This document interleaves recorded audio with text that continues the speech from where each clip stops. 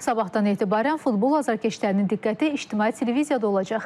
2024-cü il futbol üzrə Avropa çempionatının ölkəmizdə rəsmi yayım hüququ olan İTV sayca 17-ci qitə çempionatına artıq hazırdır. İlk növbədə futbol azarkeşlərinin bayramını təbrik edirəm. 4 illiyin zirvə yarışı sayılan, Avropa futbolu üçün zirvə yarışı sayılan 17-ci Avropa çempionatı artıq başlamaq üzrədir və bu dəfəki Avropa çempionatı da son illərdə dəyişilməz olaraq ictimai televiziyada canlı yayımlanacaq. Azərbaycan teleməkanında ilklərə imza atan ictimai televiziya Avro 2024 üçün də tamaşaçıları yeniliklərlə sevindirəcək. 2022-ci ildə Qətərdə keçirilən FIFA Dünya Çempionatında virtual studiyadan canlı yayımlarla futbol azarkeşlərinə böyük həyəcan yaşadan ictimai televiziya Almaniyada keçirilən Avropa Çempionatına da fərqli hazırlaşıb. Artıq iki çəkiliş qrupumuz Almaniyadadır.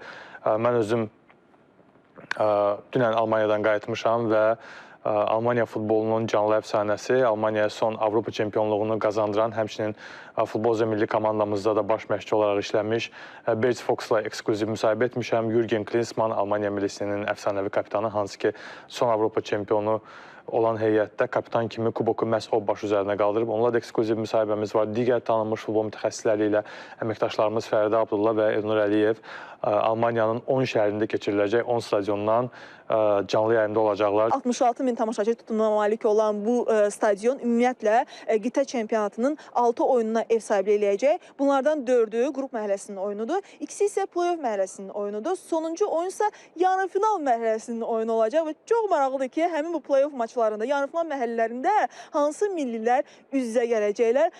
Bundan əlavə, tanınmış futbolçularla ekskluziv müsahibələr də nəzərdə tutulub. Həmçinin ilk dəfə Avropa çempionatının final oyunu yerindən şərh olunacaq. Bu qarşılaşmanı tanınmış şərhçi Tural Dadaşov Almaniyanın futbol məbədi sayılan Berlindəki Olimpiya stadionundan canlı şərh edəcək. Bol futbol verilişi isə hər oyundan öncə və oyundan sonra müxtəlif ekspertlərin və futbol mütəxəssislərinin rəyi ilə tamaşaçıların görüşünə gələcək.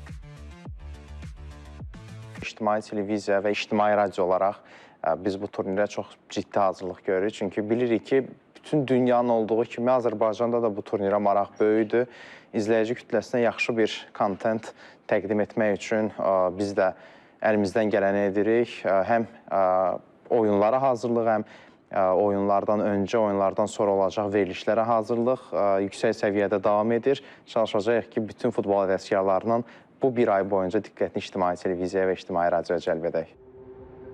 Qarşılaşmaların hər biri və oyunların icmalları həm ictimai televiziyada, həm də ictimai televiziyanın rəsmi YouTube kanalında canlı yayımlanacaq. Radio dinləyiciləri də yaddan çıxmayıb. Onlar da ictimai radioda futbolun gedişindən elə canlı yayımla xəbərdar olacaqlar. Ona görə də qarşıdakı bir ay ərzində futbol həyəcanını bizimlə birlikdə yaşamağa çağırırıq.